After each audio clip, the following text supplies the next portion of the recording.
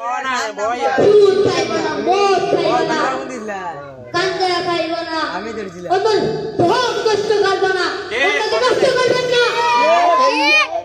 আল্লাহ তাআলা